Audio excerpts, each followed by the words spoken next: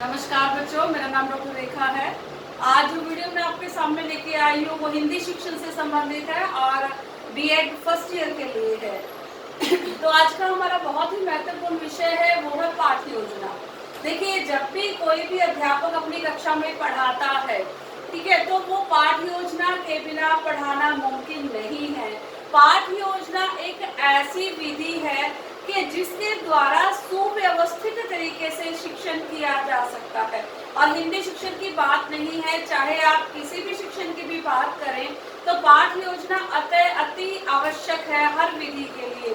क्योंकि पाठ्य योजना के द्वारा एक अध्यापक को कक्षा में जाने से पहले, अंत्यक्रिया करने से पहले ये पता चलता है कि आज मैंने अपनी कक्षा में अपने बच्चे को क्या पढ़ाना है, ठीक है। और पाठ्य योजना बनाकर एक तो अध्यापक के समय की बचत होती है, क्योंकि उस समय जाकर उसको ये नहीं देखना पड़ता कक्षा में जाकर कि मुझे क्या पढ़ाना है। उससे क्या होता है कि विद्यार्थियों का भी समय नष्ट होता है और एक अध्यापक का भी समय नष्ट होता है। तो अगर पाठ्य योजना बनाकर एक अध्यापक एक दिन पहले से ही पाठ्य योजना बना लेता है, कक्षा में जाने से पूर्व का पाठ्य योजना बना लेता है, तो उसकी जो पठन पाठन की जो प्रक्रिया है, शिक्षण की जो प्रक्रिया है, वो बहुत ही अच्छे ढंग से जाती है और एक अध्यापक के लिए ये बहुत अच्छा होता है और बच्चों के लिए भी एक प्रेरणा स्रोत का काम करता है। तो आइए देखते हैं पाठ्य योजना के बारे में।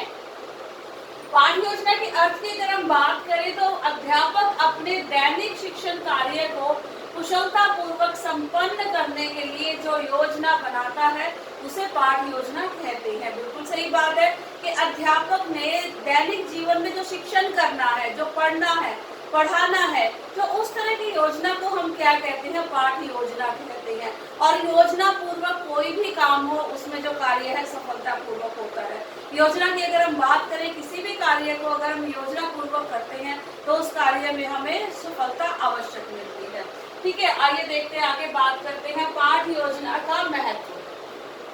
पाठ्य योजना का क्या महत्व है बच्चों? देखिए, पाठ्य वस्तु का चुनाव, सबसे पहले हम पाठ्य वस्तु का चुनाव करते हैं पाठ्य योजना में कि हमें क्या पढ़ाना है, और उसके बाद उसका संगठन करते हैं। संगठन के इसके बाद हमें क्या पढ़ाना है, कितने समय में इस पाठ्य योजना को पढ़ाना है, ठीक है। उसके बाद उसका प्रस्तुतिकरण करते हैं कि अध्यापक अपनी कक्षा में जाकर अपने पाठ को पढ़ाता है, और प्रस्तुतिकरण के बाद हम उसका क्या करते हैं? मूल्यांकन करते हैं, ठीक है। तो हम पढ़ रहे हैं पाठ्य योजना का महत्व। उसके बाद देखिए, सुनियोजित, सुव्यवस्थित। पहले तो ये प्रक्रिया जो है सुनियोजित है कि पहले से ही प्री प्लान है एक अध्यापक के लिए कि मुझे कक्षा में जाकर क्या पढ़ाना है, और छात्रों को भी ये पता है कि अध्यापक ने आज कक्षा में ये चीज पढ़ानी है। और उसके बाद सुव्यवस्थित है। सुव्यवस्थित का अर्थ क्या है कि हमें ये पता चल जाता है कि हमने इसमें किस तरह की शिक्षण विधियों का प्रयोग करना है, किस तरह की व्यूह रचनाओं का प्रयोग करना है, किसी तरह के माध्यमों का प्रयोग करना है। तो इसकी क्या हो जाती है? सुव्यवस्थित हो जाता है। उसके बाद है क्रमबद्ध। क्रमबद्ध के का अर्थ क्या है? पहले के बाद दूसरा, तीसरा, चौथा।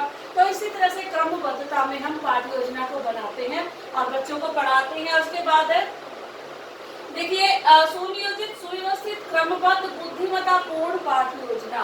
क्योंकि जो पाठ्य योजना है उसमें एक अध्यापक का क्या झलकता है? उसमें एक अध्यापक की बुद्धिमत्ता झलकती है कि कितनी बुद्धिमत्ता से एक अध्यापक ने अपने छात्र छात्राओं के लिए जो है पाठ्य योजना बनाई है। उसके बाद देखिए बच्चों, सैद्धांतिक और व्यवहारिक ज्ञान।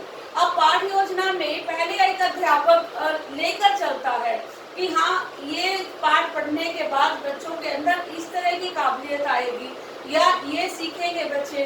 तो इस तरह की पाठ्य योजना एक अध्यापक हमेशा तैयार करता है, तब उसको सैद्धांतिक रूप कहते हैं। और जब वो वहां जाकर कक्षा में जाकर उसको प्रस्तुत करता है और उसको जो भी चाहता है अध्यापक के बच्चों के अंदर वांछित परिवर्तन आए, बच्चों के अंदर डिजायरेबल चेंज आए, और वो चेंज जो है, वो परिवर्तन जो है, वो पाठ्य योजना के बाद बच्चे के अंदर आते हैं, उनको हम क्या कहते हैं? व्यवहारिक ज्ञान।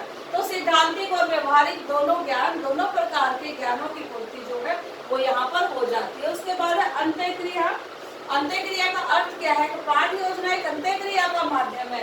किसके बीच में माध्यम है? एक अध्यापक के बीच में और बच्चों के बीच में अंत्यक्रिया होती है। एक बच्चे के बीच में यानी कि एक छात्र के बीच में और दूसरे छात्र के बीच में अंत्यक्रिया होती है। उसके बाद है कल्पना शक्ति, कि कल्पना शक्ति का निर्माण होता है इसके द्वारा। नियंत्रण, नियंत्रण अर्थात अगर देखिए कि अध्यापक कक्षा में आकर किताब खोलकर देखेगा कि मुझे क्या पढ़ाना है आज, तो कक्षा क्या नियंत्रित रहेगी? नहीं। और अगर अध्यापक को पहले से ही पता होगा कि मैं आज पाठ योजना बना के ले जा रहा हूँ और बच्चों को भी ये पता होगा कि हमने आज ये पढ़ना है, तो क्या रहेगा? कक्षा में नियंत्रण रहेगा। और उसके बाद है पुनर्बलन, जो उसकी फीडबैक है, क्योंकि पहले से ही सारी सामग्री तैयार की गई है, पठन पाठन की सामग्री, शिक्षण की सामग्री, तो जो उसका पुनर्बलन होगा, जो फीडबैक होगी, वो भी बहुत ही अच्छी होगी। ठीक है बच्चों, तो ये सारे थे पाठ योजना के महत्व या पाठ योजना का महत्व, कि एक अध्यापक को कक्षा में पाठ योजना बनाकर क्यों जाना चाहिए और एक अध्यापक को कक्षा में पाठ योजना बनाकर क्यों पढ़ाना चाहिए। ठीक है बच्चों, इसके बाद बात करते हैं पाठ योजना की रूपरेखा की। अब जब भी आपने देखा होगा कि बीएड में फाइलें बनती हैं, जो उन फाइलों के अंदर जितने भी लेसन बनते हैं, पाठ योजना बनती है, ये उन सभी पाठ योजना की रूपरेखा है, आधार है।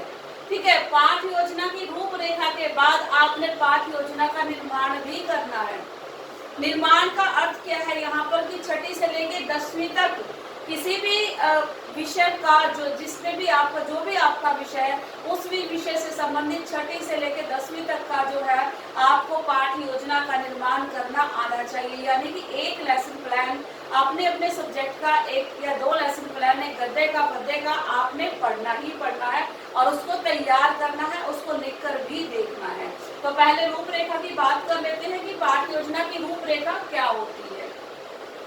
तो सबसे पहले पाठ योजना संख्या हम लिखते हैं, पाठ योजना 1, 2, 3, 4 जो भी पाठ योजना होती है उसकी हम सबसे पहले संख्या लिखते हैं ऊपर।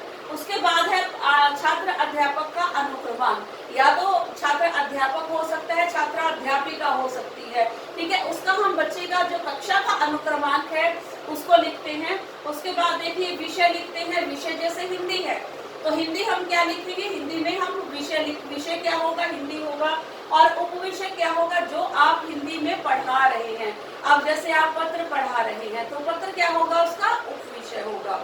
ठीक है, उपविषय के बाद दिनांक, आप दिनांक लिखेंगे, जो भी उस दिन तारीख है, तिथि है, दिनांक है, वो लिखेंगे। उसके बाद आप किस कक्षा को पढ़ा रहे हैं, छठी से लेकर 10वीं तक जिस भी कक्षा को आप पढ़ा रहे हैं वो कक्षा आप ऊपर लिखेंगे। ठीक है, कक्षा लिखने के बाद फिर आप अवधि लिखेंगे कि कितनी अवधि के लिए आप पढ़ा रहे हैं, तो 35 से 40 मिनट आप वहाँ पर अवधि लिखेंगे।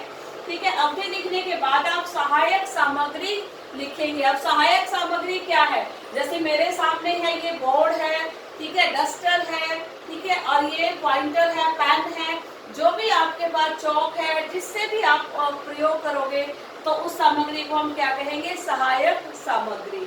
ठीक है, तो उसके बाद है उद्देश्य, कि इस पाठ को पढ़ाने के पीछे आपका क्या उद्देश्य है। अब जैसे आपने बच्चों को कोई भी पत्र पढ़ाया, ठीक है, जुर्माना माफी के लिए, तो उसका उद्देश्य क्या होगा, कि ताकि अगर बच्चे को आवश्यकता पड़ती है कि उसके ऊपर बहुत ज्यादा जुर्माना लगाया गया है और उसको आवश्यकता पड़ती है, तो समय आने पर वो प्राध्यापिका से अनुमति लेकर अपनी जुर्माना माफी करवा सके। ठीक है, तो उसके बाद उद्देश्य होता है। उद्देश्य में 2 तरह के उद्देश्य बनते हैं हमें, व्यवहारिक उद्देश्य और प्रयोगात्मक उद्देश्य। ठीक है, उसके बाद है पूर्व ज्ञान परीक्षा। पूर्व ज्ञान परीक्षा का अर्थ है कि जो विषय आप पढ़ा रहे हो, ठीक है, उस विषय से संबंधित, अब जैसे झांसी की रानी, तो ठीक है, तो उससे विषय से संबंधित आप पूर्व ज्ञान परीक्षा करोगे बच्चों की। आप ये कहोगे कि बच्चों आपने कितनी कविताएं पढ़ी हैं, कि आपने किस किस की कविताएं पढ़ी हैं, ठीक है, आपने उन कविताओं में क्या क्या सीखा है, तो उससे संबंधित जो भी प्रश्न होंगे वो किस में आएंगे, वो आपके पूर्व ज्ञान परीक्षा में आएंगे। उसके बाद देखिए बच्चों उद्देश्य कथन। उद्देश्य कथन में बच्चा जो अध्यापक है वो उप विषय के बारे में बताता है। ठीक है बच्चों, आपकी इस संख्या पर ये पृष्ठ संख्या निकालिए और आज हम इस पृष्ठ संख्या पर ये जो आपका अध्याय है या गद्य का अध्याय है, पद्य का है, जो भी है वो आप पढ़ेंगे आज। ठीक है, उसके बाद उद्देश्य कथन के बाद आपका होगा प्रस्तुतिकरण। प्रस्तुतिकरण में क्या है, आपने पूरे पाठ को पढ़ाना है। ठीक है, जो भी सोपान दिए गए हैं उन सोपानों के अनुसार ही आपने पाठ को पढ़ाना है बच्चों को। उसके बाद है पुनरावृत्ति। पुनरावृत्ति में क्या होता है कि आपने जो भी आपने पढ़ाया है उससे संबंधित आप बच्चों से पूछेंगे या लिखवा कर देखेंगे या फिर आप सुनेंगे। ये सब कुछ किस में आएगा? पुनरावृत्ति में आएगा। ठीक है बच्चों, उसके बाद है गृह कार्य।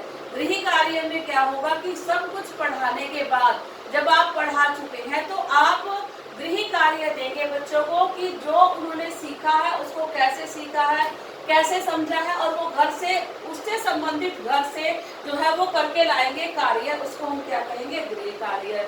तो बच्चों ये थे पाठ योजना का महत्व और पाठ योजना की रूपरेखा। और पाठ योजना के महत्व और रूपरेखा के बाद आप पाठ योजना का निर्माण करेंगे। पाठ योजना का निर्माण की 6ठी से 10वीं तक किसी भी कक्षा के पद्य का और गद्य का पाठ योजना का आप अपने आप निर्माण करके देखेंगे।